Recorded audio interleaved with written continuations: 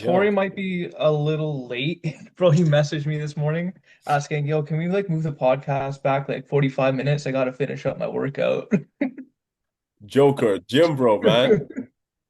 Already Yeah. making the gains, brother. I don't blame you. God damn. It's like the gym when gym is life. Listen, he's the natural world champion for a reason. Exactly. Gym Oh, I comes first. see, see Fred's here. There he is. What's The going man, the myth, on? the legend. What's going on, The bro? man, the myth, the legend. What's up, Fred? Not much. How y'all doing? Good, Good, thank man. you, How you brother. doing? Hey, I'm just living, just living. Just living the high life right now, bro. You're on top of the world. Oh man, it's I it took me a minute to kind of process everything, man. Like to I really didn't know what I actually did, to be honest with you. So, that was a big feat. So felt good though. It was a good experience. First time doing the show, so it was awesome. Yeah. Oh Well, man. you look phenomenal. It was a well-deserved win, bro. Like you made the natural community proud. And we're just excited to talk to you more about like your overall life, your journey, the experience on this stage, all of it. We're gonna get all of that on this podcast. I'm excited for Mhm. it. Yeah, absolutely, man. Good. Yeah, I'm excited. oh, sorry, go ahead. No, I'm excited. I'm excited to talk about it. Yeah, man. No, thank you for coming on, man. I haven't officially spoken to you too, but dude, like it's a pleasure to connect and just huge congrats to you, man. That's such a surreal feeling I can only imagine and mad respect. You should be so proud of yourself. We're proud of you, bro, and it's honestly a pleasure to meet you and have you on too. Absolutely, man. It's a pleasure to meet you, virtually, but and speak with you for the first time. But no, it's a good thing, man. Just whatever to, try to lead the natty community and, keep it going. It's a good thing. So I agree, Hell brother. yeah. Thank you. Because yeah, it's very rare. Not a lot of people shine much light on the natural community, right? And I think you can agree too that what's achievable naturally is downplayed a lot, right? I agree. I think I don't like to talk about me being natty. Like when I'm in the gym, I'm around a lot of people that, are enhanced. Mm. And like I like to use an analogy. Like I'm realistic. I'm not delusional. So I know that, I can take it to the highest peak. And I know once my body gets to that point, that's kind of you maxed out your natural potential. I mean, that's whatever you get to the point, that's, you can live with that, right? That's the decision that you want to take, the path you want to take. But it's not not a lot of light shined on the natural athletes, and I think it's starting to come out a little bit more than what it has in the past. I would think, but more coming out with the natural side of it, and you should feel blessed to to take your natural body to a position or a state where you look phenomenal. You know what I mean? Whatever it takes, the hard work, the dedication, the mental fortitude to peak that natural body to its best of its ability is should feel proud of yourself. Very well said, brother. I completely agree with you. And why do you think that not a lot of light has been shed on the natural community? I mean, we have our reasons, but from your perspective, why do you think that's the case? Man, so I'm still really new to the bodybuilding community, man. It's what like my fourth year at this competing. So like I haven't, like I got exposed to the enhanced part of it. Oh, So like I've never really I got exposed to the NPC side of it, the enhanced open shows. That's all I've ever done. Um, I've only done one natural show, and that was the UGP to qualify for the Ben Weider this year. So I I've was gonna say, bro, because when I was looking at your like past shows this year, most of them are like almost all of them are open shows. They're all open show except from 2021 to this year. I've only done one natural show, and that was the UGP Natural the Sunday to qualify for the Ben Weider. I had to do that show to qualify for the Ben Weider. Yeah, yeah. brother, that's How old are impressive. you? How old are you? Man, I'll be 40 in June. Amazing. Wow. You look, damn, I didn't expect that. You look like, damn, good for you, man. Yeah, Luke, you know 40. what they say, black don't crack, baby. Yeah, black. I know, I'm missing, Oh. jeez. Yeah. So yeah, that's another thing, like people don't think I'm, like they would think I'm like maybe young 30 or early 30s or something like that, but like maybe late, but yeah, I'll be pushing 40. So but I mean, I don't really look at it as an age thing, you know what I mean? You just you work hard and you push at it. You can also you can achieve things as, you get older. So it's how you look at it, the perspective. It's true. So is there a reason that you stuck mainly to the open shows rather than doing the natural shows? Honestly, man, when I got with my first coach, we got introduced to NPC show. I did my first show was 2001. I did Hurricane Pro, um, and I just kind of went from there. You know what I mean? I knew I was natural. I knew I was going up against people that were probably in hands, but I never looked at it as an excuse to be like, well, if I lose, it's because I'm natural and this and that. I never looked at it from that perspective because I understood what I was doing.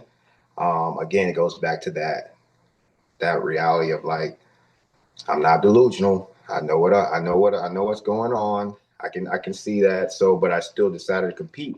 And I mean I was always placing like top two. I was the I think the lowest position was I think I took fourth in Hurricane 2023. I think I got fourth. And outside of that, every open show I was like first or second. I did two national shows, I think 2021 and then I want to say 2023. I think the first national show in 21, I got 14th, and then the second one I got, I think 11th. But Wow. yeah, so I mean, that's what I got exposed to. So I didn't ever really look at it from the national side of it until, um, I got with my new coach, and so I wasn't originally supposed to do all these shows. We only had we had the our planned shows was the UGP we did that Saturday, and then the natural UGP that Sunday, and then the Ben Weider. So those were my three planned shows. We got ready early, and we did end up doing Hurricane, I think the 18th and 19th, and then a week later we did the UGP, which was Saturday, and then the next day I did the natural UGP, and then I think I took a week off, went to Caribbean, that wasn't planned, and then came back and went to Ben Weider. So it was five shows overall. Look at that, man. And like, what was the rationale for doing that? Was it just like, hey, these shows are in close proximity together, you look ready, you have a good shot at placing well? Was it just you who last minute had an interest in, you know what, I want to do more shows than we had planned? No, like I said, the hurricane was not planned, but we got ready early, and we were like, just like, hey, you're ready early. Let's hop into the hurricane. Yeah. Um, but in essence, to answer your question, they were all so close together, and if you're gonna do something like that, you want to do it when it's all close together, because your body. We didn't know how my body was gonna hold up. To be honest with you, we were just, like I just stayed disciplined, stayed to the plan. The body was gonna react how I wanted to react, and it did its thing. But because the shows are so close together, we were like, let's run it. That Yeah. makes Did sense. you did you feel burnt out or your body start to digress at all by that Ben Weider show or no? Uh, I think no. I think it got it's weird. I think it picked up where I peaked, kind of going into the Ben Weeder. I think between the natural and the Grand Prix. I mean, not the natural Grand Prix and the Bahamas. I was in the period. I'm like, man, I don't know if I can do this. You know what I mean? But after the Bahamas and I came back, I think I got a little boost, and I was like, all right, man, let's do this. I think at that point my body like the strongest. I think, I feel like we cut down a little bit more as far as like the conditioning wise and wanted to come in a little bit tighter. I thought that was a really good look. And I was excited for the Ben Weider. I knew it was going to be a big show. So I think the body responded a little bit better for whatever strange reason. I don't know. So Crazy, man. There's definitely some psychological component to do with that. Yeah. right? Especially when you have the morale and you're like, whoa, this is like the biggest natty show. I'm natural. Let's go. The motivation kicks in even more than it was already. So it's insane to see how that happened. And I'm curious, just going back in the past a little bit. You said your first competition was in 2021. And most people would have started bodybuilding a lot early on in their life. Correct. So I'm curious, for you, what got you into bodybuilding at that time frame? Was this something that you had always wanted to do when you were younger? Or was it just like someone introduced you to it and you decided, you know what, I'm gonna try and see where this takes me? Yeah. So like I had a background in, I played sports. When I was growing up, I played college ball and, high school football, things of that nature. So I always worked out. But I never put the workout and the food together. Mm, One or the other. You know what I mean? By with college ball, like you work out, but you kind of just like eat whatever. So once I put it together, I think my first coach, Dom, I was following his training and then I decided to get with him. And that's how I initially got introduced into it. So that was in 2021. Like I was always interested, but I never pulled the trigger. I just kept waiting and kept waiting. I'm like, all right, you know what? I'm just going to give it a shot. And reached out to coach and then we ended up working together. And that's how I started the bodybuilding journey and we just kind of went from there. So it was a late start, but I knew it was the style of training and the eating and all that component into what bodybuilding entails. I knew it was more of um, a fresh and new thing, I guess, on my body going into it. Whereas before, I used to do HIIT training, so like I would do mostly cardio things. mm. So like I would just do a lot of abs and like 20 to 30-minute hip training outside. So that's what and I did, weights here and there, but most of it was just cardio stuff. So it was a different feel. With a physique like yours, considering like in 4 years, man, your structure is insane, especially your back. Like you're just big, man. When I saw a posing video of you and you face the back, I was like, what am Yeah. I looking at right now? This is insane, brother. Yeah. Bro, you Considering gotta like, tell us what you do to get those erectors, man. Say Those that, erectors are absolutely insane. yo, I mean, I didn't know I had the strong erector, so I got into bodybuilding, man. I ain't gonna lie to you. I didn't know what my strong suits were. Um, Obviously my back is my strong suit. Um, I try to always keep, we're still working on my chest, my upper chest to bring that up and, certain part like arms and delts and things in that nature. But it's all a process. So like once I got into it and started training, like my back became the strength point and just kind of went from there. So um, just a lot of uh, just a style of training, that I switched up to, and that kind of helped with like the overall structure. I think quite natural. There's a lot of new things that I learned getting into it. One that I didn't realize I had like a smaller waist. So like my waist is small, and then like my back, etc. Like I knew, like my dad has a naturally big chest, so I kind of took it from him. mm, But then just like being able to um, fill it in, I guess, with the frame that I have is still a work in progress. So. yeah, and that's the cool thing about bodybuilding. It's like bodybuilding. There's always room for improvement. Always. Yeah. Yeah, and it's pretty cool. We're like our own personal project.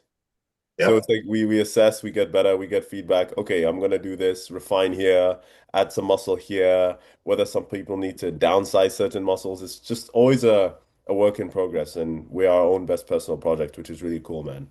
But to see in 4 years, you've gone from a completely different style of training to just, what was it last weekend, 2 weeks ago? Just getting your pro card. Like, Yeah. man, Seven last weekend. And I mean, I tell you, it was an experience, man. It was a lot of people. And I was like, whoa. I didn't know what to expect, but it was you go into that show, it's gonna be great competition. And as a yeah, competitor, that's what you want. You know what I mean? That's what you want. You go on the biggest stage, natural bodybuilding stage in the world, and you go to compete. And if you know you've done the work, you live with the results. Yeah. And and it's a true funny story, man. I haven't told this story yet, but like I almost didn't compete that day. oh, what?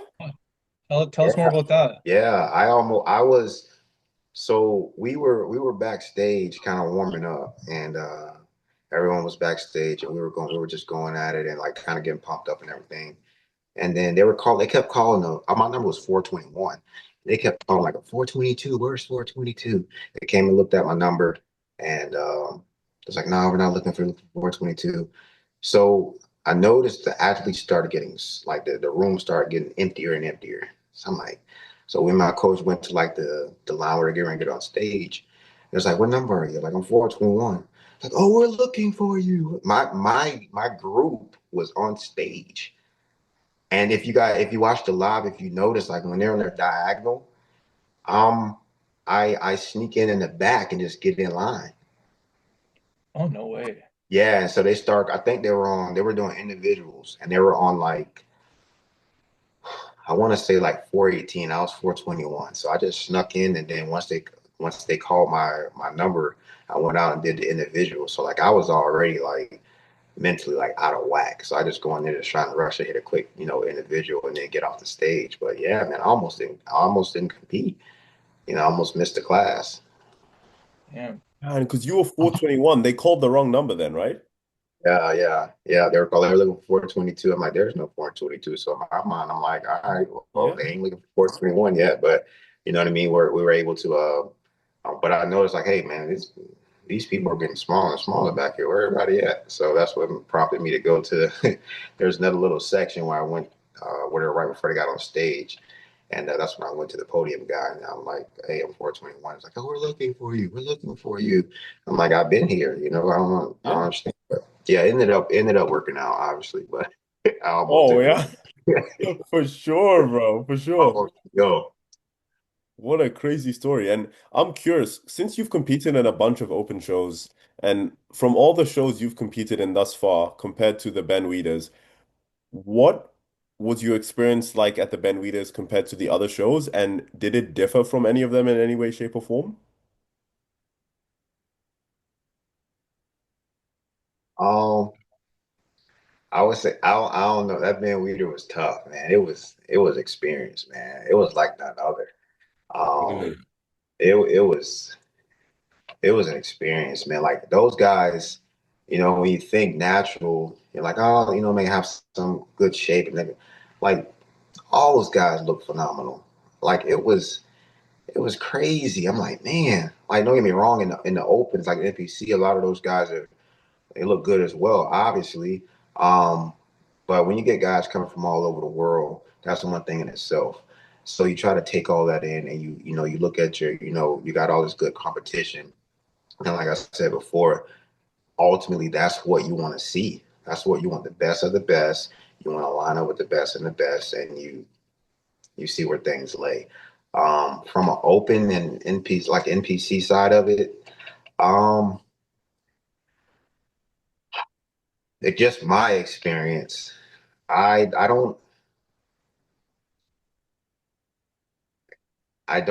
not for sure if it lined up to the Ben Weeder, to be honest with you. I think the Ben Weeder, like it was something special for many reasons, but it was definitely something special. Just being, again, being that big of space, the biggest bodybuilding natural in the world, and having all these athletes and being able to perform on that stage. And I think, if I remember correctly, it was like millions of people watching or something like that, or something. If I'm not mistaken, they had made an announcement about it like on the live. So it was incredible. It was incredible. Oh, So gosh. Yeah. Well, at the end of the day, it's the biggest natural show in the entire world, right? And you're going up against the best natural amateurs in the world. Like, what was your mindset going into the show? Were you nervous, confident? Like, what was that looking like for you? Um, I think as a competitor, there's always I think for me, like leading up to that week, I'm like, I'm really truly going to have some fun. Like I wanted to go and have fun. I knew this was the last show that I was doing for the year, regardless of however it went. Um, so I wanted to go have fun. I knew I was confident. I knew I was bringing a good look. But obviously, when you get to the stage or you get close, there's always a little nervousness. You know what I mean? Just to kind of you want to perform well, and that's just the nature of it. You know what I mean? So, but the mindset was just, hey, I'm going to go bring a look. I'm going to go try to present it well. I'm going to go have some fun, and I know I've done the work, and we fall where we fall. And that's the I kept it simple. I didn't try to overcomplicate things. Um, I knew I was running. I knew I had ran a bunch of shows, but I really truly felt good about this show. Like leading up to it, like I know that's gonna sound cliche, but like I was a visualizer, like and knew IFBB Pro in my head as I'm doing a set. Like this is the biggest stage. You know what I mean? So like even though I missed it slightly at the Bahamas, like a week prior, um, I feel like it wasn't my time. It wasn't my time. I felt that Ben Weider was my time. It was set up for me to go and deliver, and that's what happened. Man, Man, that gave me beautiful. chills. That gave me Can we, chills, bro. Renee, quickly, sorry. I sent Tori's email in here. Can you send him an invite to the email? Oh yes, yes. Yeah, he's ready to join. He just wants us to send it to his email. Sure. Let me email him right now. That'll be great. Two champs. Ooh, pen weeder champs. Yeah, that was awesome, man. He looked phenomenal. He did too. I was Yeah. let me here we go. Okay, sent. Would you mind letting me know I sent it? Oh yeah. Yeah, just tell him I sent it just now. Perfect. Yeah, no, he looked really good too. It's like I can only imagine what your experience was like, Fred, because all the people watching, if we think about it, that is the biggest natural show. So it's the equivalent to the Olympia for naturals. So you have people from all over the world tuning in, family members, friends, coaches, people there in person. So it's just this whole production, if you think about it too. And it's like the best of the best physiques from around the world. Like not just North America, not just Europe. You have people coming from Asia, Europe, like even maybe Africa too, wherever, man. South America, like everywhere. It's insane.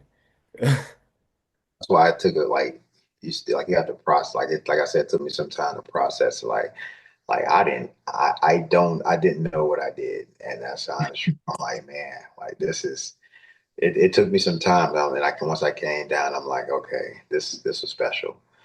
This was special. I And can, yeah. and that pro card was something that I'm assuming you were always after, or when you first started, or was it something you decided to want later on, or not really? Um, I mean, I guess as you get into bodybuilding, I guess the ultimate goal is to get a pro card. I guess generality, that's the thing, right? So when I initially started, I wasn't seeking a pro card. It was just more of like trying to uh have these. Man, congratulations. What's going on? Yeah, Going bless you. on, Tori? Hey, Vegan Tori. King in the house. Why did like turn? Oh, Yeah, there, there you go.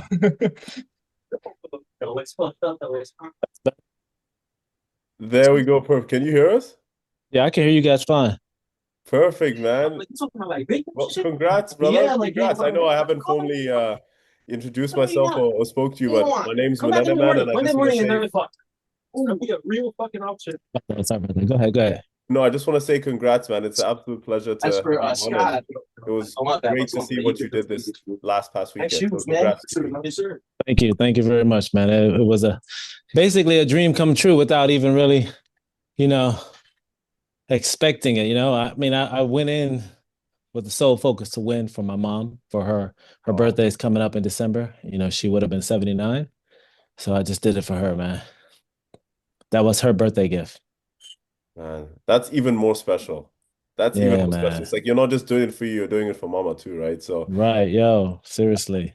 I can only imagine how much more that win meant to you because of that. Yes. 4:30 mornings, I made sure I even painted my big toe gold because I knew I was winning. I was like, that was, yeah, going in. I don't even do pedicures that often, but I was like, I want to make sure that when I grab that trophy, I'm looking perfect. And when I was there, I said, let's paint my big toes gold. And that's what happened. Man, I'm so curious about that. That sense of confidence is something that is admirable. And some people, because they don't really understand and they may not have the full context, may perceive that as arrogance, but it's not. It's Yes, yes, confidence. yeah. Where did that sense of confidence come from? Because, as you said, before the event even happened, you painted your big toes gold because you knew you were going to win. Where did that confidence come from? I'm very curious behind the psychology and the mindset behind that.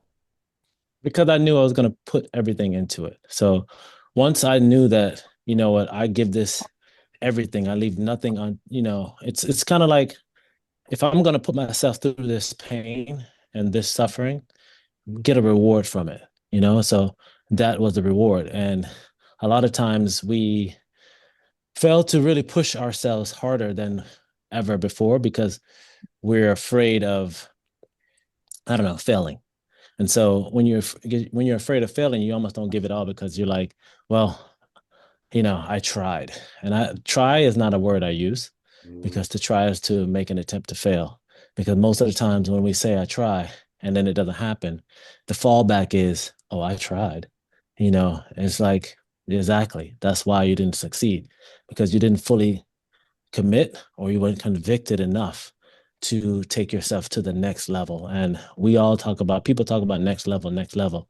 But the people that really go next level, most of us watch them and applaud their activity because we feel like they're special. And the only thing that makes them special is that they gave everything, regardless of what was the outcome to their said task, their craft, whatever that may be in their life.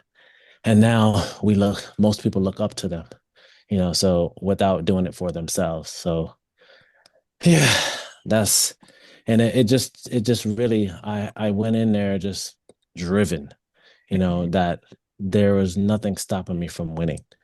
And the thing about that is applying that to daily life. And I think we get so distracted by so many things that we forget that anything is possible. It's kind of like when I look at it now, I'm like, man, the first ever vegan to go to the Mr. Olympia. And people have said in the past, oh yeah, you can build muscle and stuff, but there's no vegans on the Olympia stage. Here we go. Now what do you say? There is no vegans that win the Olympia. That's gonna be the next thing. But now, we've taken it to the next level. And it wasn't even, man, I promise you, it wasn't even me about being vegan because I never started competing to show people that, oh, I'm vegan. Look at me. I just enjoyed competing. I enjoyed the sport of bodybuilding. I love the continuous improvement aspect of it all because a lot of people ask, what is your motivation? I like to just improve upon what I already have. And, that's a daily process, so it's something that I like to see in pictures that I've improved. And it's good to hear feedback from judges and things of that nature, but I like to see that I can improve upon my physique every chance I get. Mhm. So that is so cool. That is so cool. I Yeah. absolutely love that. appreciate it, man. Damn. What you've achieved is truly unbelievable, especially in the natural world. It really goes to show how much consistency matters, especially in this sport and showing up for yourself, not every so often, but every single day in this sport. Right. Consistency truly matters. Um, and that's definitely what you've been over these past few years. How many years have you been competing at the Ben Weider? Since it started, 2019. Since 2019, you've competed Yeah. at the Ben Weider? The Yeah. OG. Yeah, Damn. man. And it's interesting because I don't know if people realize that because when I did it, it was in Canada and it was really associated with the Canadian Physique Alliance as well as the IFBB and Ben Weider's. And I was like, oh, this is great that they've decided to bring this event here because, I for one, was never thinking of going on gear, even though I get, you know, accused of it all the time. It's even in person. I'm surprised when people say it in person. I'm like, really? Damn, I really look that good? But You're you like, think thank I'm you. using drugs? Like, man, I appreciate it. But yeah, so in 2019 and all those years, you just walked in there. You didn't have to register, or you didn't have to, excuse me, qualify. You just had to go. And this last year, after last year, they were like, yeah, you got to qualify. We were all like, what? And it was rumored that maybe they were making it into a natural Olympia Mm, because supposedly they were wanting to take bodybuilding mainstream and hopefully get it back on television. But the drug usage was limiting that perspective, or not but limiting that viewership. And so that's why they were trying to push it more. So, but I don't know, it's great that I was actually concerned about, do we still get to go to the Olympia? But when they said yes, 2026 Olympia qualification, I was like, what? Bet this is awesome. Because I ain't gonna lie, bros. I figured all I had was Masters Olympia to push for it, and they kept denying me. People thought I was a shoe-in for the Masters Olympia. But even after applying, they were like, no, you still gotta win some shows over 40. I was like, these guys at 40 are still heavy on gear. So it's not like it's gonna be easy to do that. So, but hey, that door closed and the biggest one of them all opened. And here I am now going to the biggest and the best bodybuilding show in the world, So I'm just happy to be on that stage to represent, and I'm gonna represent well, man. Trust me, I'm gonna make sure that I look damn good and pose damn good, regardless of the placing, because we all know what I'm up against there. But I'm excited. 100%. Well, bro, you have the best natural physique in the entire world right now. So you 100% deserve to go to the Olympia. Has that been a goal for you for a Yeah, I while? mean, listen, man. I mean, when I first started bodybuilding, you watch the Olympians and you're like, yeah, I would love to be on that stage. I'll say like, I just want to get on the stage, whatever. Just I can be placed 40th, but I'm on that stage. I can say I was in the least less than 1% of elite bodybuilding athletes to make it to that stage. You know what I mean? That's a dream and a goal that now I have family members that are gonna go, and clients that I work with who never really go to things like this, but they're going because they can't believe this is history. And they're like, man, I'm definitely gonna come support you. So it's exciting, man. I think it's gonna get more exciting the closer it gets. You know what I mean? Right now, it's like, is this a dream? Like, this is surreal. Like, yeah. right. So yeah. That's so cool. And I have a question for both you and Fred. Before we dive into things a little bit more, you're both obviously natural and you both have very impressive physiques. And we've already talked to Fred a little bit about his journey getting into bodybuilding and how he's been competing for just 4 years and where he is now, and how he did open shows too. But for both of you, what was the decision to stay natural? Even like for Fred, you competing in those shows, and for you, Tori, all these years, what was the decision to stay natural? Because I think in such a big, industry like this, there's obviously some people who want to take gear or have temptations to take gear, but rarely do you ever see people who make that decision, hey, I want to stay natural. So what was that for both of you? Well, I know for me, when I first started bodybuilding, it was hard for me to even drink protein shakes and take creatine because I saw them as not natural. I didn't do protein shakes and creatine for years while I was competing, and I started competing in 2009. And so for me, being natural, it was a state of mind that I was never going to change because I didn't want to put anything foreign into my body that would alter its dynamic. And that was from when I first started, because I was idolizing all these guys that were using, but I never thought to use, so it was not a thought process. I mean, I had people come up to me and I said, hey man, you look like you are in my world, like bodybuilding. Hey, where do you get your Winnie from? And I was like, what the heck Winnie? is Winnie? Winnie I the was like, Pooh? What are we talking about? I didn't know what it was. And he was like, Winstrol, man. I was like, oh, I don't know. I don't take that. He was like, well, when you get my age, you're gonna have to start taking something. I was like, and brother, he didn't realize I was the same age. He thought I was like 29 because, I was working in engineering as an engineer and he was a supplier. And so we were visiting his plant, and I never told him my age, but he just suspected that I was younger. And that's why I probably didn't need to use anything like that. So I didn't even know. I had no clue what type of drugs there were. I didn't even know how to I don't even know how to tell people to use it. I never studied them because I never really looked into that aspect. Only thing I ever crossed my mind was like, man, imagine if I was. I would have won Mr. Olympia 10 times over because of my genetics. But I never thought about using, and that was something it's like I set a standard for myself to never do that. It just took me, and then I eventually started using protein and creatine like 2017. Wow. And so if you imagine those things are basically natural, they're just synthetic. It took me a long time to do that. So I would never put something that's gonna like crazily change your body and then your mental state. Nah, I'm good. I've met too many people that tell me, man, it messes with your mind. And I know people now that have used it for so long that have so many ailments. And I Mm. said to them, I said, basically, the only pro to taking gear is how you look, because all the cons outweigh it. Because once you stop, you have ailments that can catch up with you later. You have things that happen during. It's like so much cons that outweigh the pro of just looking good, because I get it. They look amazing, to see that definition, that muscle density and the size and being able to handle all of that still looking shredded. It's crazy to see it, but I'm good. So that was me.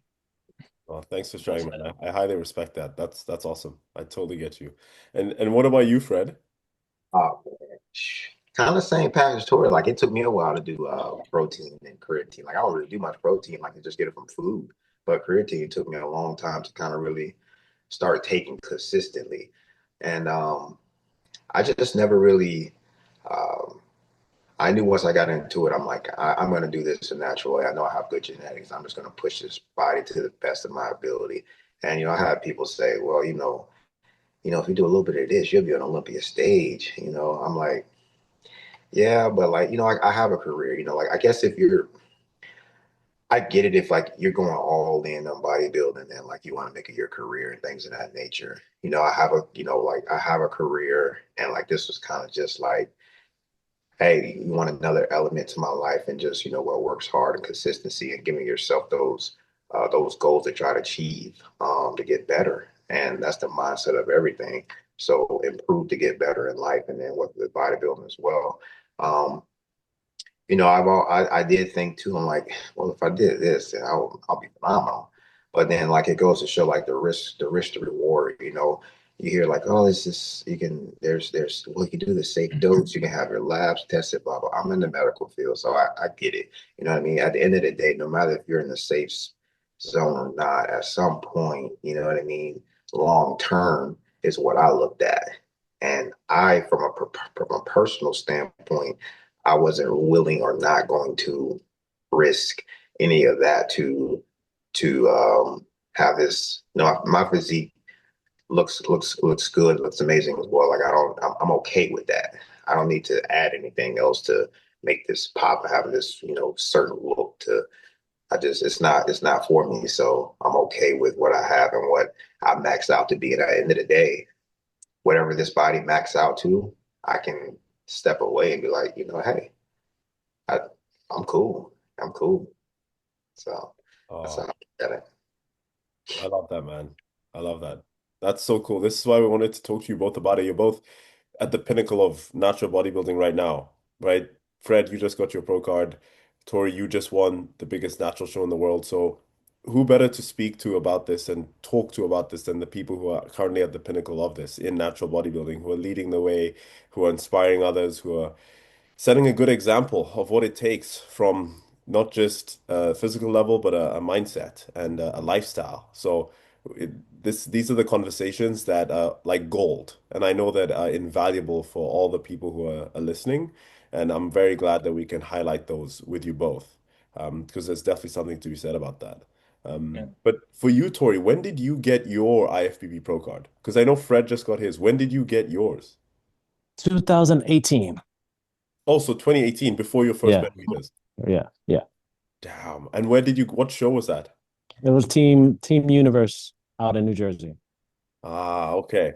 Okay, Yeah. and so you've seen men's physique evolve a lot then, eh? Oh yeah. Yeah. I've now mind you, I started in classic bodybuilding when they first started it. And Oh, I made it to nationals and I went and I got to nationals in Miami and I placed 10th.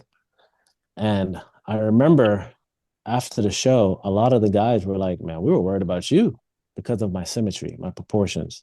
I'm very complete. And so that was kind of interesting, but it was going such an enormous size. They were getting big. So I knew that I wasn't going to take anything. So I'm not going to sit here and continue with classic. I decided, all right, well, I guess I'm about to put on the board shorts. I really didn't want to do that because I enjoyed showcasing the physique from an artistic standpoint. Bodybuilding and posing were to me synonymous with art. And I was very hesitant. And I was like, all right, I guess I'll do this men's physique stuff. And when I did it, within my third or fourth show, I got my pro card. And I remember meeting people that were like years trying to get theirs and they never got it. And I was like, my bad. You know. And then the same people are like, he's going to the Olympia? Like, damn. But I had to finally start to embrace that I'm superior. My genetics are very superior. My structure is superior. I'm an elite individual, and it's nothing to be arrogant about. It's just to embrace it and recognize greatness and just continue to move with that because, man, time doesn't waste for anyone. It doesn't wait for anyone. And time isn't printed. Time is going to catch up with you. The only thing they print money, but they don't print time. So why not use your time efficiently? So I spent too much time in the background being like this little, da da da. But now it's like, yo, it's my time, man. It's time to go out there and get what's yours because you don't want to end up in the ground like, man, I had so much more to give, but I was scared. I'm like, why? Just go out there and be you. Go out there and push, push, push, become the greatest person that you were meant to be. We hold back because we're afraid what other people think. So, yeah, man, it was a long journey, you know, 2018, just competing, competing, competing. And I remember people were like, man, why don't you just go back to the natural world and kill it? I was like, it was fun, but I was always in the top three, top five, winning, it was like I wanted more of a challenge. And so that's when I said, let me see how I can do in the NPC, IFBB. And then I got my pro card, and I was like, whoa, okay. And then I started doing the shows. And of course, we were trying to play the big game, like coming bigger. And my game was I'm very complete and I can get conditioned very easy. So I think this year we really figured it out. But we have been doing pretty good for a while.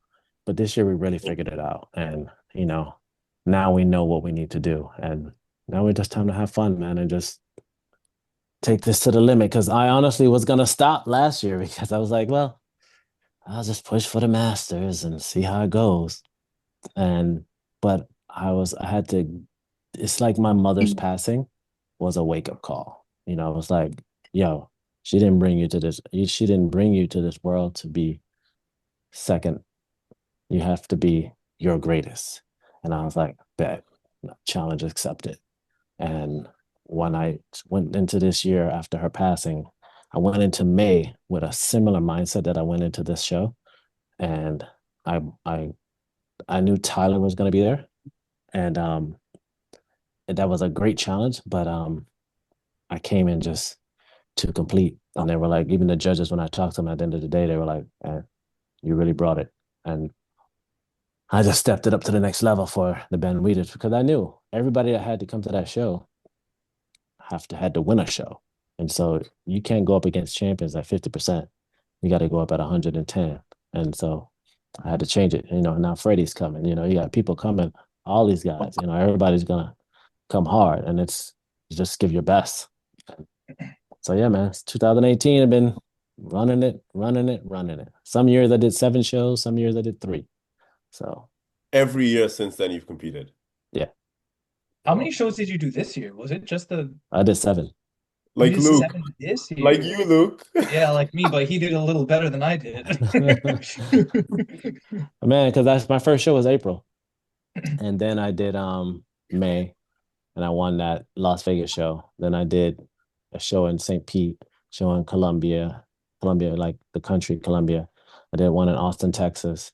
I did the Tampa Pro, and I did the Atlantic Coast, and then I did Ben Weider's. Damn. Gosh. And Fred, how many have you done this year? Because 5. Yeah. 5. Yeah. Yeah, Wow. man. Yeah, I'm at the bottom here. it I've only gets done fun, 3. yo. It's addicting. It's It is, it addicting. is. Because you're just like, oh, how can I do next time? Look at that. We have 7, Luke 7, Tori 7, Fred 5, and me 3. Man, you That's a guys lot on of a shows. roll out here. And it's crazy because I think maybe the natural, I think we just have it, we recover fast. We don't need the drug. I don't know. Because I see that more so with the natural guys, you know. So Mhm. It's cool. And Yeah, for both, sorry, go ahead, Luke. I was gonna say, Tori, you said that this year you guys really figured it out. Can you expand on that? Like what you did this year compared to other years going into the Ben Weider show or all of your shows this year?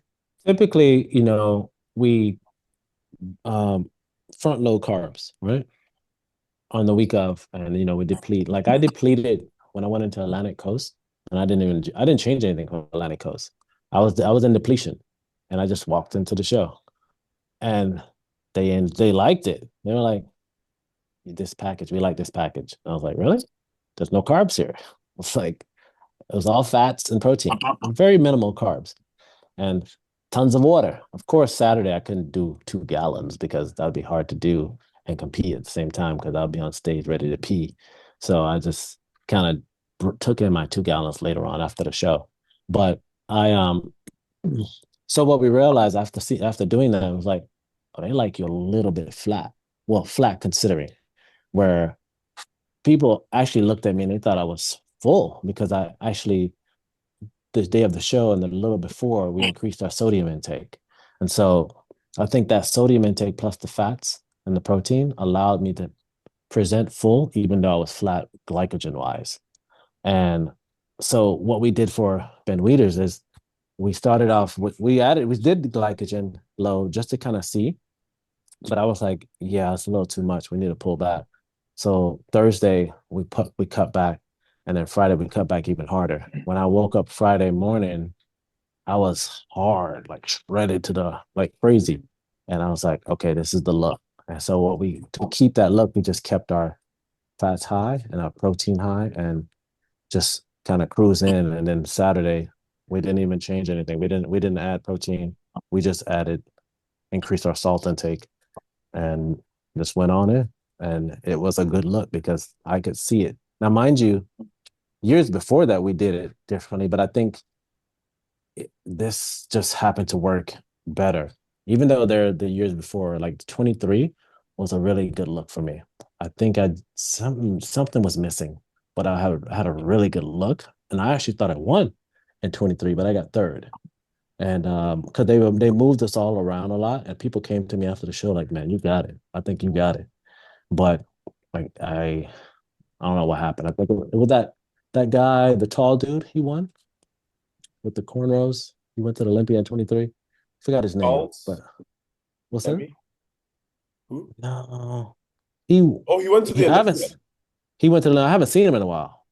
Oh, my bad. Yeah, I don't know Natural who guy it too, of was. course. yeah, yeah. I'm not sure. Real 23 tall beauty. guy. Yeah, real tall guy. So he went in 24. Oh, recent Titus. No, not Titus. Titus No, won last year. last year. Last Sorry. year Before Titus. Oh, he went last year. Okay. Yeah, I don't He know. didn't. He didn't. Yeah, he went last year. This year was Titus, and he went last year. He was a taller brother with cornrows, and they gave it to him. And then second was Shin. Shin got second. So Shin has every year Shin has done it. He's beat me. This year, I take it away. I take it back. So Oh, yeah, because he's come second in the Ben Weider. This year was his 4th year in a row, right? yeah, pretty much. They was always giving it to that other guy too, the other Asian guy. The Asian guys were always pretty much winning until the brother won that year and then Titus won last year. Hmm. Such different physiques too, which is so Yeah. crazy. Wow, man. Okay, so that's good. And for you, Fred, what about your prep? Like what was different going into it this year versus previous years? Because would you say this was your best package to date or no? I want to hear about your peaking process for this Ben Weider too. Yeah, I want to dive into it. We went so this year. I got with Ben. This is my first year with Ben in Ben terms. Quill. Yeah, Ben Quill in terms of uh peaking. So this is our first show we did together was Hurricane. I thought Hurricane was a very good look. Um, let's see. So every show was different, you know. So we're still trying to learn the body. I mean, he's wonderful at it. You know what I mean? Top tier. So I think going into the Ben Weider was a little different. I think we depleted most of the week. Gallons was two jugs, two gallons, and then we depleted most of the week, and then we start filling up. Um, I think Thursday, I want to say, but it wasn't a whole lot. We wanted to come more tighter from the feedback from the Bahamas, because the Bahamas we went a little bit more on the fuller side, more food, and we just said come in tighter. So I think the Ben Weider we just kind of pulled some food back and kind of like did carbs like Thursday and Friday, and then we just walked into it. So it's different every time. So there's not one, it's all every show was a different peak. Every show was just trying to find that good look. And this was I stepped on a stage the Ben Weider the lightest I did in all the shows for sure. Mm. For sure. I was tighter for sure. What was your Um stage weight? the Ben Weider it was 187, 188. You're How tall are big you? for that, man. Yeah, I'm 5'9" and a half. Wow.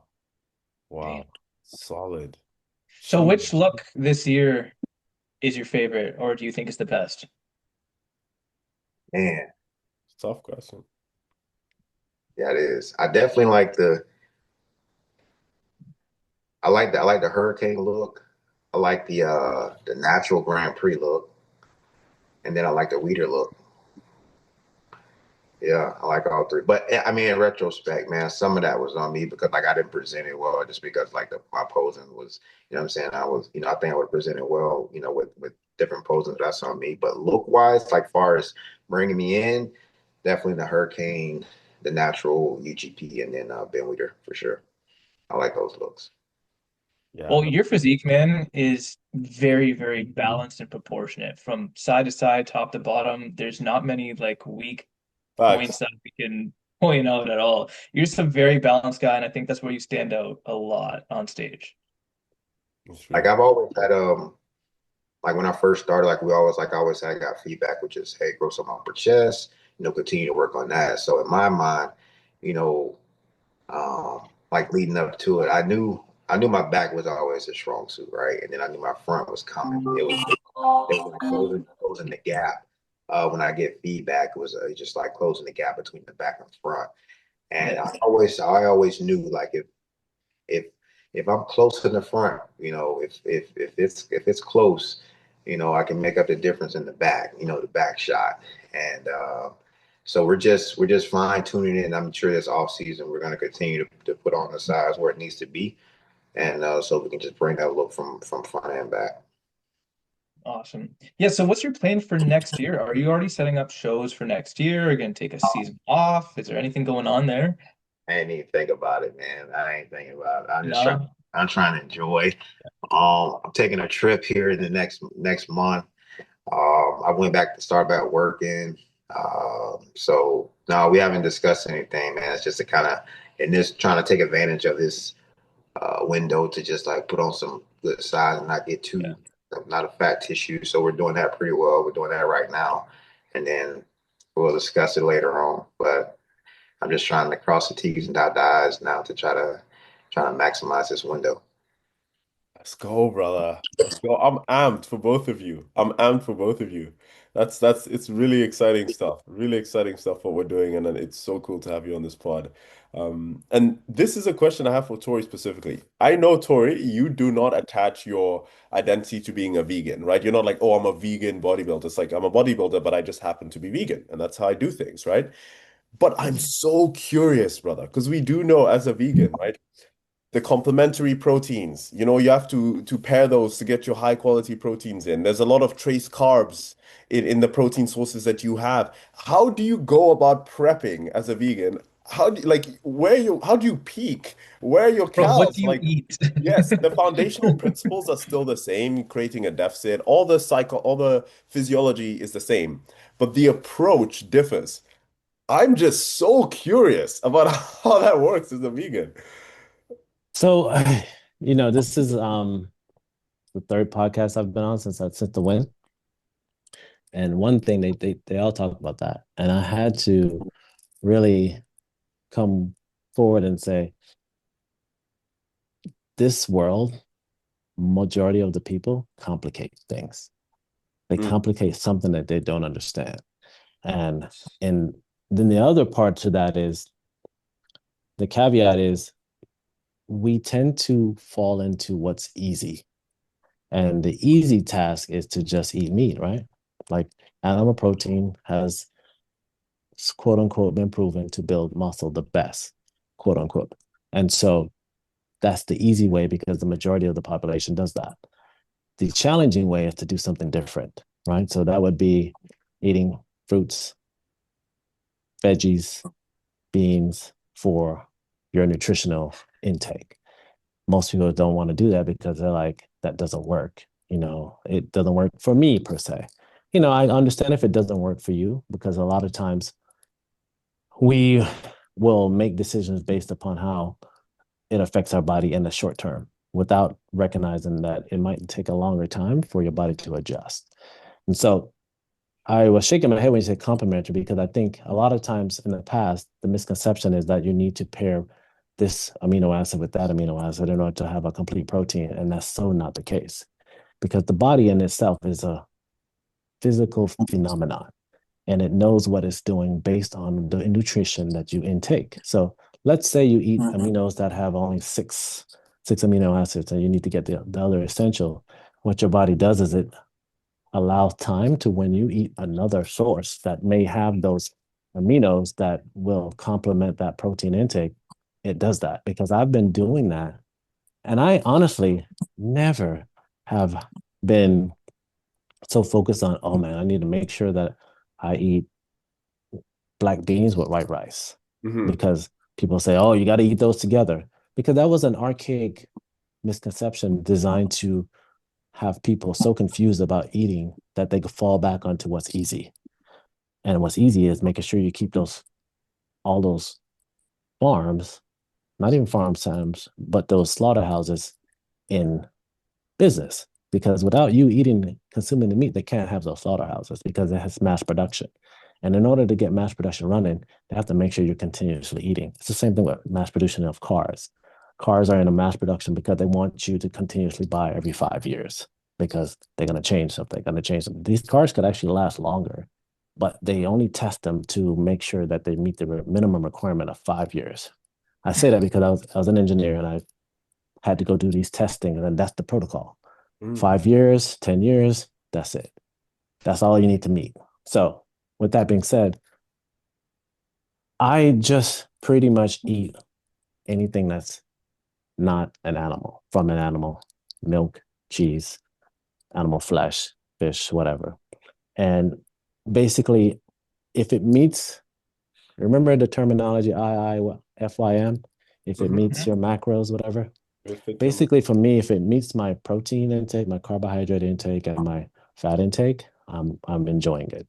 So I don't necessarily have a typical eating style. I eat what I'm feeling at the moment, but when I get to a lower caloric intake, it may change because now I need to make sure that my carbohydrates aren't so high. Because before I started working with Cliff Wilson, I was doing very high carbs. Like I was going into shows shredded, eating 400, 500 grams of carbs. like doing sweet potatoes, rice, all that with just tofu and eating any type of green I wanted. Typically, I would have just stuck to asparagus because it was, talked talked up about being slightly diuretic, and so that's why I would do that. But people were just like, "How are you so shredded eating all those carbs?" That's just how my body responded to it. And now I do it slightly different because Cliff is more on the higher protein side of things with, this the whole scientific method of doing it. And I know a lot of times now science has become this big thing. So people assume that you can't be vegan based on science. But I've already proven that that's not the case. I think more people should challenge themselves and see if it's something that works and not try it. Because when you try it, like I said before, it's just to try to make an attempt to fail because you want to see that it's not going to work for you. And then you can say, people, I tried. Because I meet people all the time like, man, I tried being vegan for 2 days and it didn't work. I'm like, 2 days? Like, what the? So, but I mean, I think a lot of times, like I said, it's just complicating something that's really simple because, you know, not even saying this and because I'm not a biblical type person, but a lot of people like to talk about being biblical and spiritual. But if we come from the ground, so obviously what's from the ground must be for us, right? And if you look at it from a biblical standpoint of our Garden of Eden, there was no point it said we should eat animals. It said dominion in the sense of taking care of them.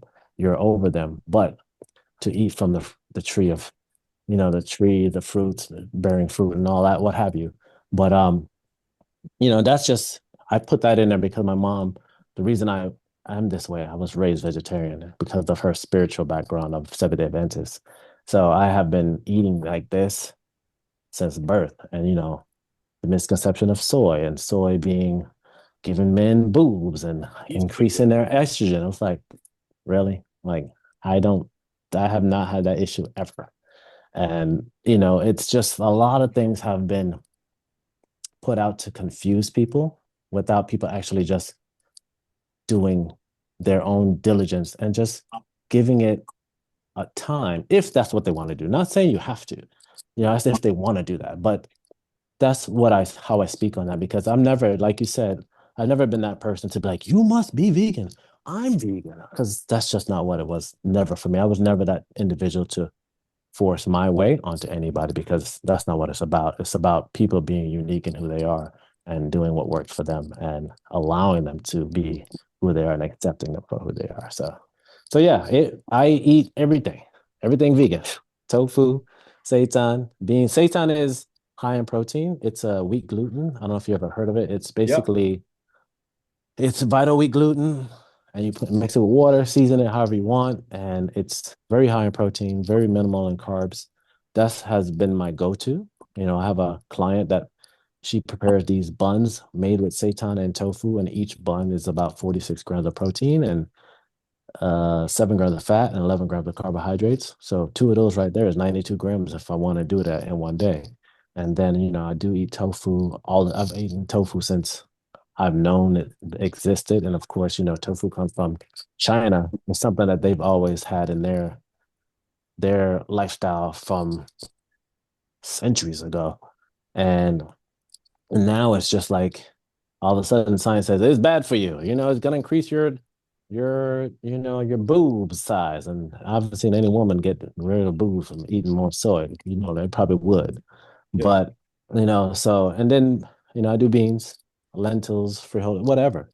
Chickpeas. It's as long as it's yeah, and I if it's gonna fit in there, and if I fit it in there, it's gonna be fine for me because it's just getting a nutrition. And I think a lot of times we think about the trace carbs, like I mean, you can work around it, So there may be times where, but my carbs never goes lower than 50, So it's not like I have to be concerned about, carbs unless I'm gonna do something that comes from like a company that's made a meal for me.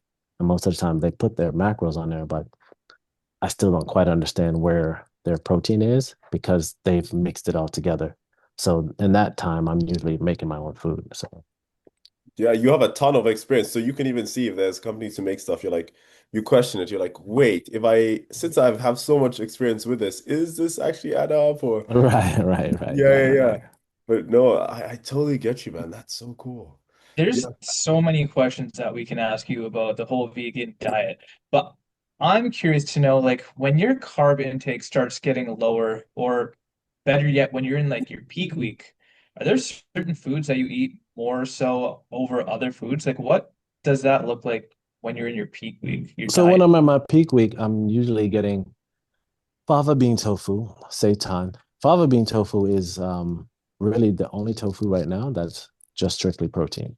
So one serving has 16 grams of protein, no carbs, no fats, right? And so I'll pair that with some seitan sometimes, or I'll pair it with veggies, or maybe like if I'm like I'm saying, my deplete is usually 50 grams at the lowest. So I'll usually add in there a Japanese sweet potato. I'll go with 100 grams, which has about 18 grams of carbs in it. So and plus it has protein, which I think one thing people miss is that fruits and veggies do contain protein. It's just I think what they're looking at is the amount. Yes, they are higher in the carbohydrate realm, but that doesn't mean they don't have protein. So the wording on how people use things is like, oh, that's a carb source. It's not just a carb source. It does have protein, it does have micronutrients, and it may not have fats, but it does have other things than just carbohydrates.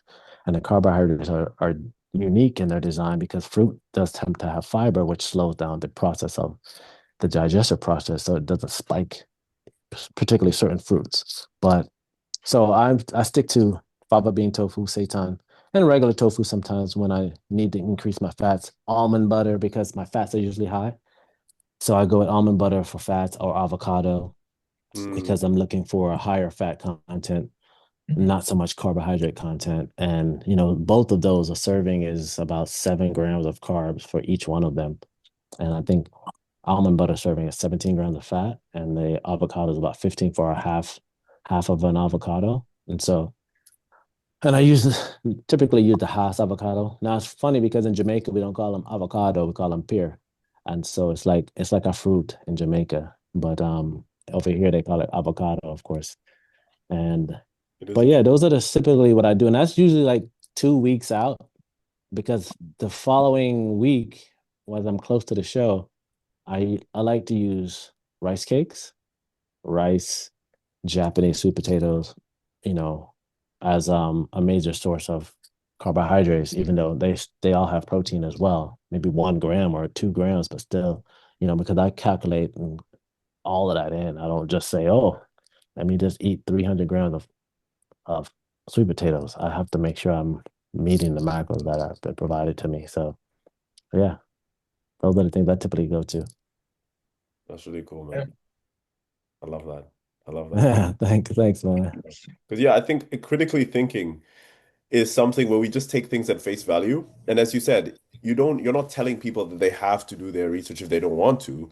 But at times it's like we can hear something and take it at face value. And I think personally, I feel like our ability to critically think as individuals in the current day and age we live in has almost diminished to an extent because we just see something on social media and just believe that that's the truth and we never question it because questioning it takes effort, which means we are now the onus is on us to now do our research to find the data, and it's a lot easier to just be like, oh, I saw this thing and I'm believing it for what it is. Because now I'm not too bothered to do the research. I don't want to look at the papers. I don't want to watch the videos. It is what it is. So I know what you mean. It's like we should keep an open mind, and if we do want to know about more about something, don't just take it at face value. But if you have that curiosity, do the research, seek out the knowledge, because you could be surprised by what you end up discovering. So very well said. You have a lot of wisdom, man. You have a lot of wisdom.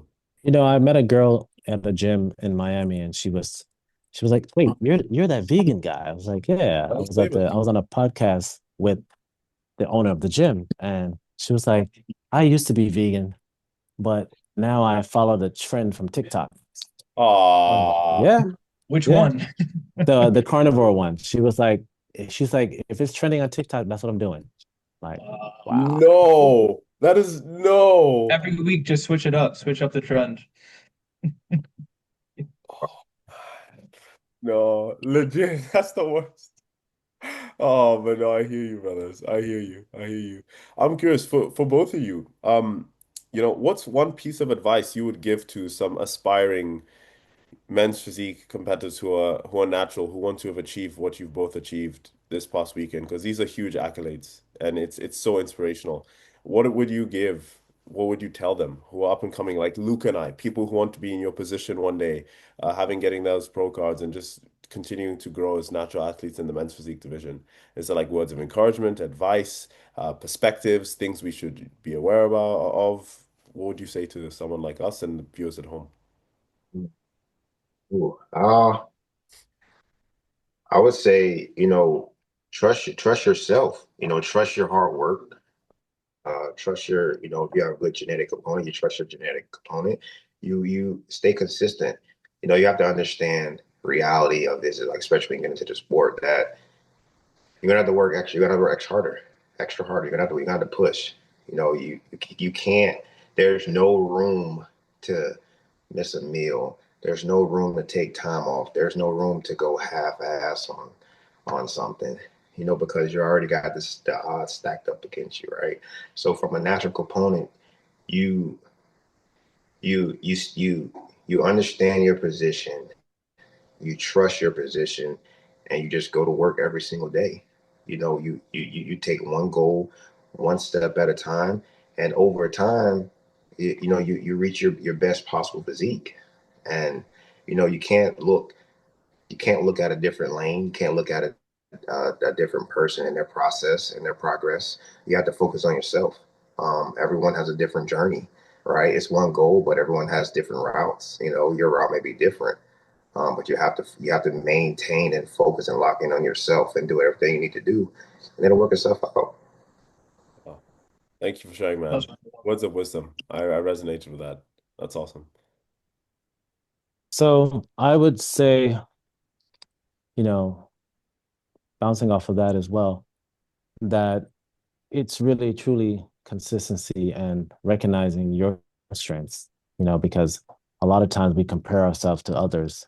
I think it's less so with men. Men don't typically compare, and we almost want to make sure that we get better for ourselves. But I would say really focus on your strengths and build up your body to be as complete as possible. Because what tends to happen, especially with men's physique, people have standout body parts. And then when people see those standout body parts, they're like, why didn't that guy win? His chest is amazing. It's like, it's not just about his chest, not just about his back, it's not just about his shoulders. It's how it all flows symmetrically and proportionally into this complete physique that then brings forth the champion. Because people have standout body parts, amazing legs, amazing hamstrings, quads, calves. And it's all about creating that synergy, having that synergy on that physique. So take the time to really truly build your physique and compete, because I think a lot of times too we wait for all the lights to be green before we step on the stage, and in order for you to really see how you stand next to everybody else, you have to really get in the game and really work hard and make sure that you are giving it fully 110%, and not just, like I said before, most people give it 50% and wonder why they didn't make it to where they needed to be because they didn't go all in. Yes, you can have genetic gifts, but training can outdo genetics if you really go for it. Well said. It- yeah, you have a lot of wisdom, brother. Seriously, when you speak, it's very captivating, to say the least. And it's a lot. So I'm grateful that you're sharing your wisdom with us and everyone. And that just made me think it's like you can't be upset by the work you did not do, by the results you did not get from the work you did not do, basically. So it's like, Yeah. and the only person that truly knows is yourself at the end of the day. When you're by yourself and you can tell everyone you gave it 100%, but deep down, did you? And that's a real feeling. As you said, you left no stones unturned.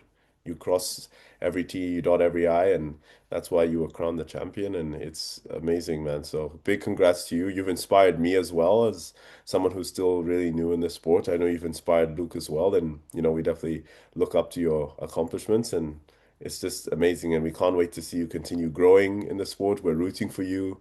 The Natty community's got your back, brother. The vegan community's got your back. We're all here, man. So this is awesome stuff, and we can't thank you enough for taking the time to come on and speak to us and share your wisdom and knowledge and insights. It means a lot. Thank you guys. I appreciate it, man. I'm just gonna go get back and finish up here. I stepped out to talk to you guys over here and in the locker room, and now it's starting to get a little packed. So Yes. yeah. Are you No still worries. working out? Yeah, let me just step away. Yeah, So we gotta let the man get back to his workout and complete those Get a gains because second pump in. exactly. hey But guys, thank you, Lucas, Tori. thank you guys for having me on. I appreciate it. Of course. I appreciate Anytime, you man. being here with us, man. It's been a pleasure talking to you, getting some more insights from you, man. I'm sure the viewers at home will appreciate it as well. So thank you again. Hopefully we can get you back on Yeah, the podcast definitely. sometime in the future. Yeah, I mean, before the Olympia, we'll do it again. Yes. 100%. We'll That's see you then. all right. All the best, Take care, brother. guys. Thank Have you a good very much. weekend. Take Thank care, you. guys. Take Bye. care, man.